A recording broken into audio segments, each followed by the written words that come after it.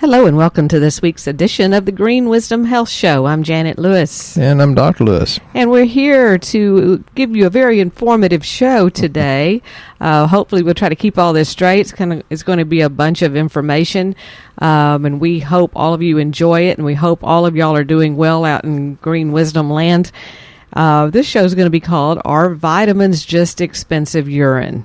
And for those of you that are taking vitamins and know what they can do, there are many of you out there that are new to listening to health shows and are taking vitamins that maybe you're buying in a big box store and you don't really notice any difference and could say, well, maybe they're just expensive urine. So Dr. Lewis is going to dispel some of those myths. He's going to tell you the differences. He's going to tell you what a good vitamin and a different grade of category will do on lab work, what it can move as far as lab value numbers, which is why we run lab, and what a bad one can do as well. But first, I think we want to start the show off. We've got a bunch of questions, but we have got a letter from one of our very loyal patients for many years that was kind enough to refer his friend to us, who in turn had his wife do her lab with us. Her name's Michelle, and so Eric, the one that actually did the referring to start with, thank you very much, Eric, we love you, wrote a very nice letter to us over the weekend. And you guys, as much as we try to inspire you, it really helps when you inspire us as well. And this did that for us. So I'd like to read that letter to you, and then I'd like Dr. Lewis to comment, if that's okay, Dr. Lewis? He's ready to comment. I know he is. So he wants to pass on, Eric wants to pass on some really good news. Michelle did her lab with us and followed our instructions after a doctor visit that said her blood was out of whack and she needed a bunch of prescription medications. And honestly, that's when we get a lot of people, is when they don't want to take all these prescriptions. They kind of wait until they've been hit with, oh my gosh, you're really sick, so let's lay all these drugs on you. So she got scared and did her lab with us. Fast forward to this week when she went back to the doctor and told him, well, I did this Dr. Lewis thing, and he looked at 7 labs of panels and gave me some supplements to take. The doctor looked at the nurse, they chuckled and said, you're peeing that down the drain and they don't work, and you just need this $10 prescription and your cholesterol and triglycerides and blood pressure will be fine. So he ran her blood work again, called 2 days later, and said he apologized. I don't know who this guy is, but keep doing what you're doing and don't take these prescriptions. She had better than 50% improvement in 3 months. How cool is that? Thanks for all you guys do. And, you know, the basis of this, I guess, is the doctor actually wanted to know who Dr. Lewis was. So that was pretty cool. So, Dr. Lewis, you want to tell us a little bit about what made you different, what made you do something different with her lab than what anybody else would do, I guess? Well, because I'm a chiropractor and I wouldn't prescribe drugs even if I could, which I can't. But and I'm not against drugs at all. I love our medical profession, but I've seen many, many years ago where the medical doctors and osteopaths, they got to where they cannot really practice. They have so-called standard of care, which is not necessarily what's in the best interest of the patients. And they're frustrated too. I've never seen an MD or DO that wasn't just a wonderful person and had good intentions. But they're not trained that way. You know, I'm a chiropractor. I think everything's nerve supply or nutrition. And, you know, to a surgeon, everything's what can I do surgically to fix it? So we're all good people who are trying to help. Just, you know, find one that has the opinion you like. And so Eric sent this email, and he told me, he said, don't let Janet read below the line. He had a little colorful remark about what he had told the doctor. So, I didn't see it at all, Eric. Actually, she didn't until I pointed it out. Eric, you're funny. I'm going to go down to Port Neches, Texas, wherever that is. It's southeast Texas. We're northeast Texas. I'm going to go visit them someday. But I talked to Michelle, and she's a sweetheart, and she told me the story also. And, you know, I'm not anti-medical. They've saved my bacon more than once. But here's the problem, And unfortunately, I'm a pretty simple guy, maybe unfortunately, but since when do we think that God is not involved in this process? And why, this thing, you just have expensive urine. And I said on this one huge podcast, I was a guest, and this guy has like 250,000 listeners. He said something about expensive urine. I said, well, I just had a $42 ribeye. Do I have expensive excrement? It's foolish to think that your body doesn't take what it needs from that and use it for good.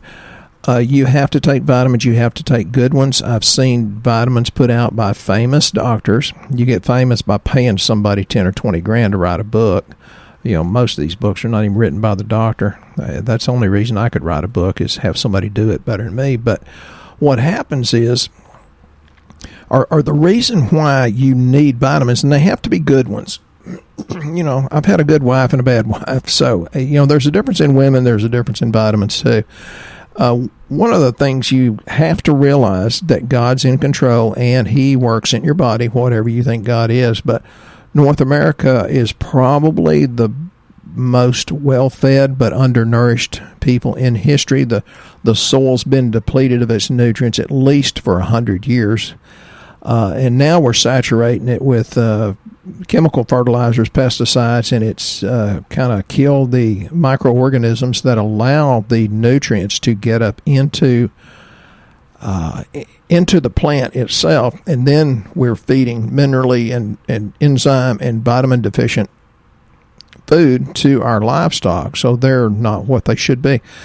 For example, fruits and vegetables in the 1990s, we're 30 years beyond that, contain a much greater amount of nutrients than the fruits and vegetables grown in the 50s. And depending on the study, and depending on where it's grown, and depending on whether it's turnips or corn or whatever they're testing, you've got a decrease of 6% of nutrients, up to 76% less nutrients from the 50s to the 90s, and it wasn't good in the 50s. Today's crops are about 37% lower level of nutrients than those grown in 1975, and it wasn't good in 75 because of the onslaught of Monsanto glyphosate Roundup stuff. That's terrible. And so these animals that we feed the foods to, soy, wheat, and corn, they're pretty bad too. Just for example, ammonium nitrate replaces nutrients like calcium, magnesium, potassium in the making of the plant tissue itself. And then it's a junk food. It's like fast food to us. And what it does, it makes these plants grow so fast that it says, I can grow fast. I have this. It's fast food, kind of like your sugar rush. And it creates more gluten. Okay, people make fun of us people that have gluten intolerances. Well, mine was dang near killing me, literally. And now we got 4 to 40 times more gluten than we did back in the 70s. So, yes, that's creating something, and we've got new tests for it we might get around to talking about. But so you pretty much have, everybody has a sensitivity or some sort of intolerance to wheat, rye, and barley because of this aberrant protein, and that's caused by our synthetic fertilizers. That's why it's a big deal that there's a little bit of a renaissance coming on, that people are beginning to grow their own food. That's a really, really good thing. You have to reintroduce the microorganisms, which are incredibly important, just like they're important in us. So now we get, there's an average of 192 different residues detected on our foods. And this is from, I think over 100,000 pesticide tests. And this was done back in the 1990s, so it's worse now. And there's been a huge link to cancer, asthma, respiratory diseases, think COVID, damage to the nervous system, think Parkinson's, MS, dementia, damage to the reproductive system, think about all these people that, I'm sorry, I'm going to try to be nice, but I'm going to go to a different subject. Reproductive system, people that are confused about what they should be. people that can't get pregnant. Infertility's growing like crazy, which creates hormonal imbalances. Most men have low testosterone. Most women have way too much estrogen as opposed to their progesterone. More birth defects, more autism, and many, many other illnesses are created and attributed to these toxic chemicals. So I'll try to change the subject a little bit. So one of the things, 7 of the things that you need to consider why you're not healthy, I call them the 7M, or 7 major sins, and it's medications. And I'm going to get into that in a little bit. Now, I love our medical doctors, and God knows they've saved my bacon several times. They're wonderful people. But medications taken as prescribed kill over 100,000 a year in America. Then you got mercury. That's very, very prevalent in our society for a lot of reasons, and it's in our vaccines, which makes me crazy. The third M is Monsanto. Yes, they are evil as hell. Yes, they are. Then you've got the mangled fats, which means trans fats, hydrogenated, partially hydrogenated, the soybean oil, the corn oil, canola oil, poison. The mycotoxins, and we're, I don't know if we have it yet, but we're real close to having a really, really good test to see if that's an issue. And then the manufactured xenobiotics, those are the ones that mimic hormones, which is estrogen, and that's why, us men are full of plastics, pesticides, fire retardants, and that's why our testosterone's going down. And then managed care, and that's why I mentioned earlier, the average osteopath or medical doctor, they don't like the system they're in. The system's been taken over by people that don't really see the patient. You need to let these people loose, unhandcuff them, and let them practice medicine. So medical care's, the managed care is not a good thing. Let these guys do their own thing, and so your diagnosis won't be a calamity, because it's a calamity because your doctor's not allowed to do what they know to do. They really do have their hands tied. So the thing about, you hear, you just have expensive urine, and my answer to that is BS, because what I've just said, the lowered nutrients, up to 76% lower than in the 1970s. Well, that wasn't good in the 70s, and then you start spraying glyphosate on it. So some of the things that may have helped Michelle get well, and, I think, she had a high C-reactive protein, so inflammation. Read about C-reactive protein on Cleveland Clinic's website. So B12, let's talk about B12 a minute. And I've seen one particular famous doctor, cardiologist, put out some stuff, and it's crap. It's crap. Sorry. I'm not intelligent enough to speak better than that, because it's cyanocobalamin, so you can take it till the cows come home. Sorry, southern phrase there. You can take it till the cows come home. Cyanocobalamin's not going to convert if it's not methylcobalamin, and you have to take a lot of it. But the methylcobalamin's the one that's going to do you good. Even the good B12, it helps in even in Parkinson's. And it's like, people say, "Well, that's a bold statement." Yeah, well, it's printed all over the place, so it's there. It's real. It slows the progression in those that already have the disease, because it protects against something, toxic substances from L-DOPA or excess L-DOPA. It can reverse and help with Bell's palsy. It converts homocysteine into methionine, which lowers your chance of heart attack and stroke. Look up homocysteine and read about it. You can get increased synthesis of proteins that help regenerate nerves, and that's from Journal of Neurological Science. So B12 just by in of itself is good. It helps with liver, eye disorders, hallucinations, headaches, and irritability. Yeah. Well, there's a question I'd like you to answer. While most experts agree that a vitamin or nutritional supplement may help you, I think the problem is that a lot of them are synthetic. Yep.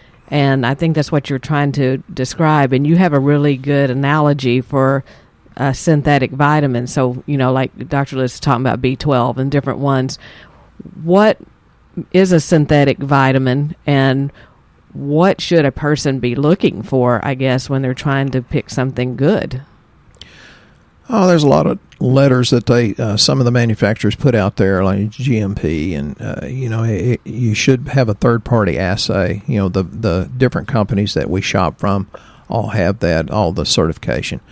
One of the things is you can look at the vitamin where they poo-poo it. Actually, I was going to do a show on probiotics because they poo-pooed it on Good Morning America. I'll get to that later, but I thought Michelle, she was so sweet to talk to. Hey, I'd rather talk about her. So she's just taking the vitamins, doing what I tell her to do, and that's the key. You can't try. You got to jump in and do it. There's a difference. Notice people that say try. I'll try to come to your party. They never show up. So you got to get a good one. And I don't know what analogy Janet's talking about, but the right-handed. Okay. Yeah. See, I'm sure I'm going to say it wrong because I'm not a guy and I don't do mechanics, but a man would understand that. Well, I tell people. I said this to a guy yesterday, I guess. Maybe that's where Janet got it. Well, it's like putting a left-handed threaded nut on a right-handed threaded bolt. It's an exact mirror image, but it, by golly, won't fit.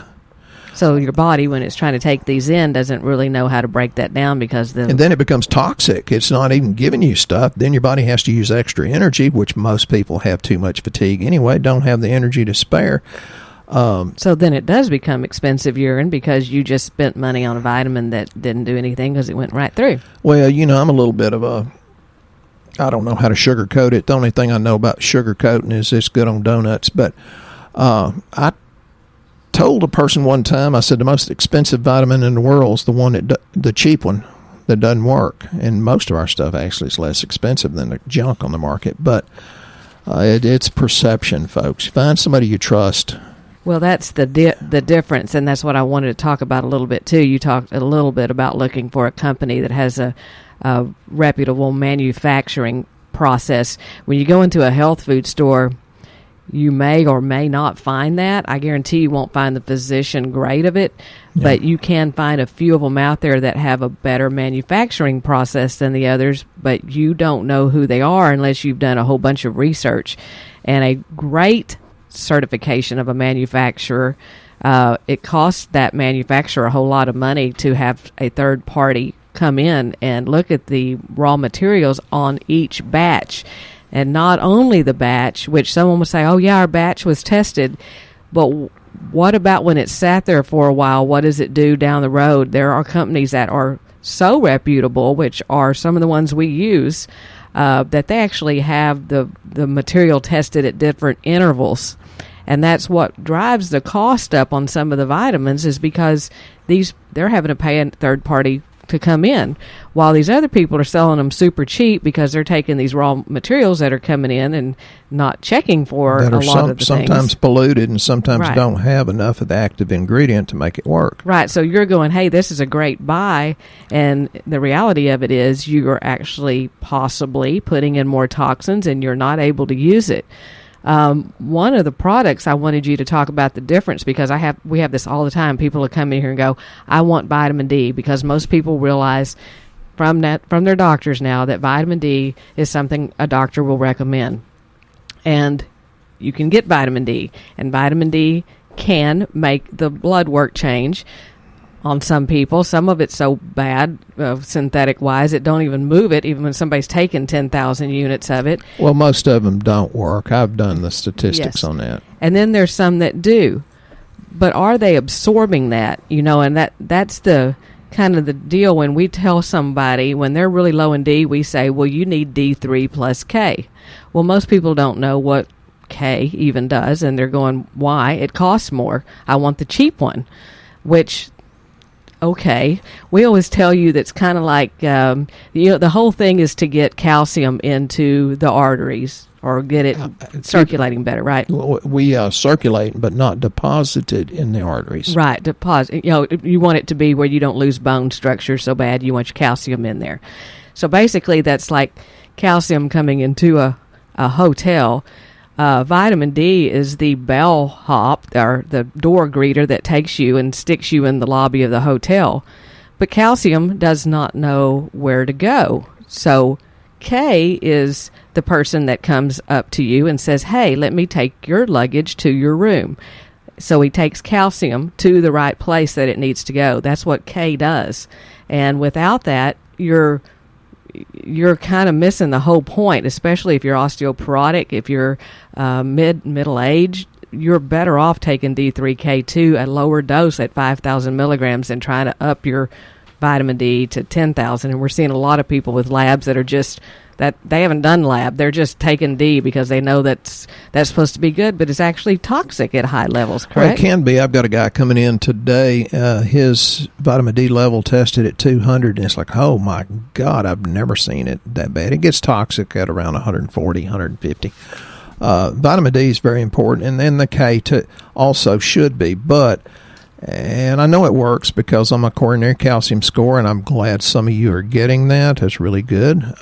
My coronary calcium score, I scored a 6. Anything under a 400 is good. And they said I've got enough calcium plaquing in my heart to be a 2-year-old toddler, so quit worrying about it. D is important in the prevention of breast cancer, colon cancer, osteoarthritis, because it won't let the calcium be deposited in your bones or joints as quickly. It enhances immunity. It theoretically should be synthesized in the skin from sun exposure, but we're so blooming toxic that doesn't happen very well. It requires conversion by the liver. So you people, I say, well, if your liver enzymes aren't in the optimal range, you're not going to do that. And, of course, liver is incredibly important in the conjugation of all these nasty exogenous hormones, the plastics, the pesticides, the phthalates, the fire retardants, etc. And then from the liver, it's got to go through the kidneys before it becomes actually fully active. There's another one also I want you to talk about is a multivitamin. There's so many of you out there that do these over-the-counter things, or they go to the big box stores, and I think that it's just making you feel better that you're taking something, and I could almost guarantee you would tell me that you don't feel any different taking it. You think that a good multivitamin is super expensive, and I want Dr. Lewis to explain how that's a fallacy, and that we have a product that is actually very high in the things that you need. They're very good ingredients. And the product right now is like $19.99. I mean, it's super incredibly cheap. I can almost tell you can't go to the big box store and get that for that cheap. I know you're not getting the quality in it. But Dr. Lewis, could you explain, basically what the difference is, I guess, between a good quality one and one that just somebody's buying over the counter? Well, again, the cheap ones are synthetically made, which actually creates and takes more energy to detoxify. It has to be in a good form. Ours has a little bit, of D, not enough. Vitamin A, C, 50 micrograms of D. E, but vitamin E, most vitamin E's on the market is DL alpha tocopherol. Well, the DL is talking about which way the molecule rotates. That's a bad one. Don't do it. Ours is the really super duper, high quality one with the mixed tocopherols. That's very incredibly important. It's got the K. And I don't think you should just do straight multivitamin. And even if you can't feel a difference on mine, it covers a lot of sins from the bad food and the statistics that I read a while ago. It has much more bioavailable forms of calcium, magnesium, the right kind of folate. For those of you that understand MTHFR or 5-MTHFR, it has the right kind. And what else does it do? The right kind of, it has the methylcobalamin, not the cyano, which is the bad one. We have an iron-free formula. You should not take iron unless it's been tested on lab. We see a lot of people that have too much iron. We test ferritin, stored iron. And then we have many people that are anemic, which is not always, but generally it's a B6, B12, or folate deficiency. So the mixed tocopherols that I mentioned, the mineral acid, amino acid chelates. Those are the ones that, if you see something that says TRAACS, TRAACS, which stands for the Real Amino Acid Chelate System, those are the more expensive ones, but they're way, way, way more bioavailable. That's the ones you want, and that's what we have. We have the good one, and I've seen people, Janet's talking about the cheap ones. It's like, well, I've seen people that are spending $60 or $80 a month just for a multivitamin. It's like, well, yeah, that particular company is a good one, but why in the world would you spend 3 to 4 times as much for something that I can get as good of and sometimes improve quality? Why spend the extra money? Spend it on something else that you need. Well, and unfortunately for many women out there, they always go get that one in the big box store that's with iron because they're tired and they don't feel good and their hair's falling out and they're thinking, it's got to be an iron problem because that's what you go to. I need iron. Because we grew up when they were advertising Geritol, iron, poor blood. It's like, yeah. That's true. That's very true. And it turns out Janet didn't. She was too young. I just remember you talking about it. Yeah, thanks. There's been many times that we'll run lab and that person, like Dr. Lewis said, doesn't need iron at all, or they have too much iron because you can overdo iron, and that's something you don't want either. It oxidizes. That's not a good thing. It turns a gate hinge into a rusty thing that won't open, right? Yeah, good analogy. Makes you wrinkle faster, women. So. Yeah, but if that's what you're doing and you think that that's your missing link and you're feeling that way, we always tell people do the lab work because the lab work will reveal exactly what's going on. It's not a question of let's just go guess and get something out of the store because I think that'll make me feel better and the commercial says so. Go to our website at greenwisdomhealth.com and fill out a health survey. It'll recommend a lab panel. There's no need to guess. The lab is super inexpensive for what you're getting, and we can tell you exactly what supplements that you need instead of you going out and probably spending more money on stuff that don't work. We literally have people go, well, I feel this way. Well, what would you put me on? I said, really? Do you not listen to any of our shows? We don't ever guess. We test. We can give you something, but you may be back in here getting something else, and then you wind up spending more money than you would have if you would have just done the testing. And for the people out there that have been our patients forever and they're still listening to our show, but they haven't done their lab in a long time, you really need to redo that lab after a year, or at least a year and a half, because that stuff changes. So if you're just going off of what you had before and hoping it's still the same, that stuff changes. And optimally, it's about every 6 months to do your lab. And I'm surprised how many people just listen and don't do. If you're listening and you're just gathering knowledge and you listen to other podcasts, which I think is a good thing, if you're not doing something, why waste your time? Like Eric, he did it and he loved other people enough to send them in to us. So he's blessing people on and on because Eric is a doer. And, I hear a lot of people blame their spouse. It's like, no, it's not your spouse. It's an overactive fork and knife. Did I just say that? Don't let the behavior of others destroy your inner peace, folks. If the difference in taking a good vitamin, the different products we put you on, the things we use actually can move lab values. Like when Dr. Lewis is talking about B12 folate, well, there are things on the lab, the cell volume, height, and I don't know what else it's on. The RBC. Sometimes you'll see people that have RBC and people go, oh, it's an iron problem. And it's like, well, did you run ferritin to see? Because it really may not be iron. It may be a B12 problem. Or a B6 problem, I think, is more common. I just analyzed a lab yesterday, and I think the guy's 74, 75 years old. Now, this guy has been super consistent for about 5 years. He does everything I tell him to do. He gets information from other people and asks me questions.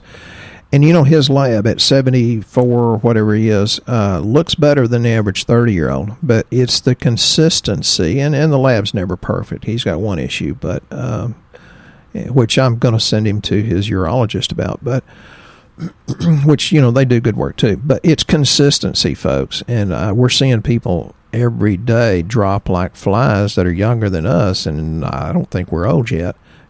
And now with this immune system compromise thing, which that's the problem. It's like it's easy for us to get sick now because we were barely getting by to start with. So it doesn't take much to come along to make you ill. So that's the whole thing of trying to get your health back to a place that your body's strong enough to fight some of this off on its own. You do have an immune system, and sadly, many are compromised, and they don't really know why. And, that woman out there that's thinking, I have an iron problem. It might be your thyroid. It might be your other hormones. You don't know without guessing. So some people live with their gas tank with the E showing, the empty lights on. Other people fill it up, and the more you take, to a point, of course, the longer range you have to drive your truck. I'm looking at my pickup, but don't drive on empty, and that's where most people are with their nutritional health. That's good. And sadly, our show has come to an end. We did not get to many things we wanted to talk about again, and we know we still have questions from before. We appreciate those very much. Yeah, keep them coming. Yeah, go on Shooting Straight with Dr. Lewis's Facebook page. You can ask questions there, get answers. We have a lot of people interacting on that. There's a pop-up on the website at greenwisdomhealth.com where you can also ask questions. Get started today. It's time to have a life worth living. Thank you for listening to our show, and Dr. Lewis has a closing statement. Yeah, and we give a lot of information, and you can get good things from other people. The fact is you need to do something. The bad news is time flies. The good news is that you're the pilot. So don't crash the plane. Have a good week. We'll be here next time. Once again, our show has come to an end, but your hope in your health is only beginning. If you or a loved one are in need of a different outcome and are waiting for a brighter future, take the first step and go to our website and fill out the health survey. Please don't keep us a secret. If you know someone that could benefit from this podcast, please share this show with your friends and family. You're only one step away from a life worth living.